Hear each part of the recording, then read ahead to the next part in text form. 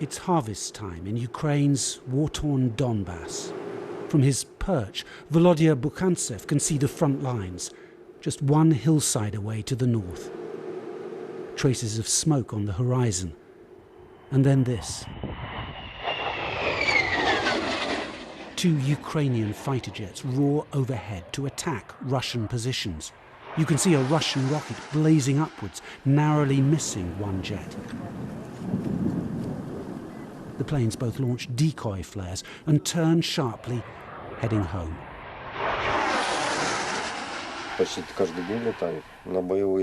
We see this almost every day, says Volodya.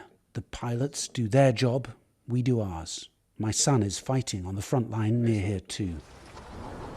Farmers and fighters. Almost everyone else has left or is leaving this region. Hurried farewells at a bus stop, to the sound of Russian rockets landing nearby. And plenty of those rockets and cluster bombs are hitting Ukraine's wheat fields, setting fire to thousands of acres. It's another challenge for the farmers and for a world that is increasingly desperate for Ukraine's crops. Farm owner Sergei Kurinny takes me on a tour of his bomb craters. He used to sell almost all his wheat and sunflower seeds for export, but the war has put a stop to that. He shows me more footage of the damage to his farm.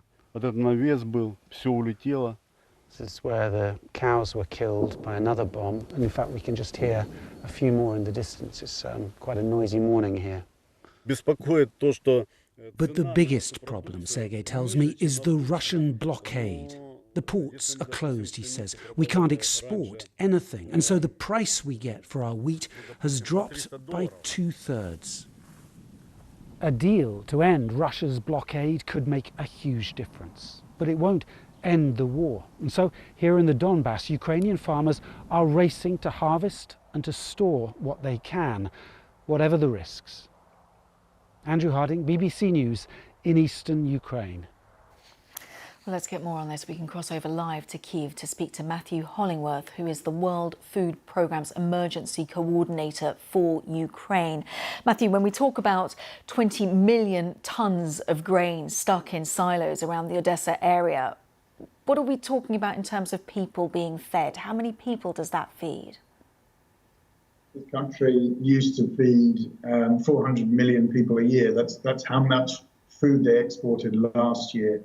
You talk about the 20 million tons of food that's been blocked because of the fighting and the closure of the ports. The 60 million tons of harvest expected this year, of which 40 million should be normally exported. So the amount is enormous, as I say.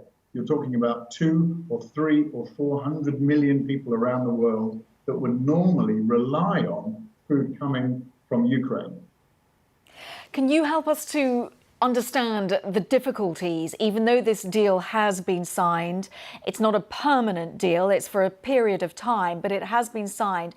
It's not going to automatically mean that this grain will be accessible, though. There's still a war going on. There's fighting every day. You just heard from the Donbass, and those are everyday events on the frontline areas. There are strikes on railways. There's a massive shortage of fuel in this country, which stops the trucks from moving around the country. And we still have a blockage right now, which is yet to open. This agreement, once it's operationalized, is going to be absolutely key for this country. It means that those blockages will start to unblock, food will start to be exported, and that may, over time, have a significant impact on the global world markets, on the food inflation that many countries are facing. But it's going to take time, it's not easy, and there is a war still happening in areas where people should be harvesting right now. And we've seen the dangers that those farmers have to go through just to collect their harvest as and when they can. When we hear about the second initiative that especially the World Food Programme is working on, the fertilizer that's coming out of Russia, can you just help us to understand why that is important? Right now, all over the world, you're seeing huge fuel and food inflation issues.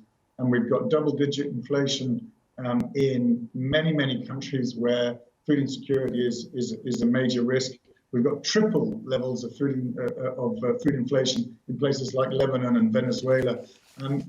These countries are desperate for this support, and yet what we also know is, while the world faces a food access problem, the ability to afford the food that is available right now, we know in a year's time, towards the next harvest, without fertilizer, there will be a food availability crisis as well. You put those together, the figures that we're facing right now, 345 million people living in acute food insecurity, those numbers can only continue to go up. So it's absolutely critical that these two initiatives have been signed at the same time and are moving forward. One, to get the food out of this country, to start trying to balance food inflation and provide confidence to food markets around the world. But two, to ensure that next year's harvest does not suffer because there's not enough fertilizer for farmers around the world. It's all interlinked. Matthew, you paint a really stark picture. Thank you very much for just helping us to talk us through that. Matthew Hollingworth, World Food Programme's Emergency Coordinator for Ukraine. Thank you.